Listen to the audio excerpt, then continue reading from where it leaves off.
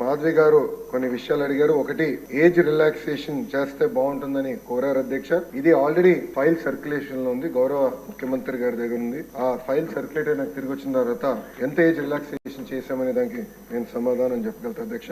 అదే విధంగా అధ్యక్ష, పల్లా శ్రీనివాస్ గారు కూడా ఎప్పటికలా ఈ డిఎస్సి ప్రక్రియ పూర్తి చేస్తానని కోరారు. కొన్ని విషయాలు లీగల్ వెళ్ళాము. నేను అనుకుంటాం నెక్స్ట్ అకాడమిక్ ఇయర్ ప్రారంభమైన ఒక నెల అటు ఇటుగా డిఎస్సి పూర్తి చేయాలనే లక్ష్యంగా మేమందరం పనిచేస్తున్నాం అధ్యక్ష.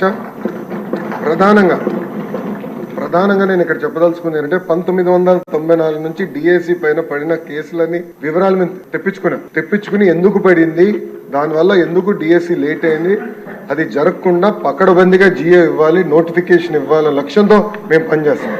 ఎందుకంటే లక్ష కళలతో మన ప్రభుత్వం పైన నిరుద్యోగ యువకులు ఆశలు పెట్టుకున్నారు. ఆశలు వృధా చేయకూడదు. చిత్తశుద్ధితో డిఎస్సి నిర్వహించి ఉపాధ్యాయులు మనకి అవసరం ఉంది అధ్యక్ష. అందుకే పకడ్బందీగా ఈ కార్యక్రమం పూర్తి చేస్తాం.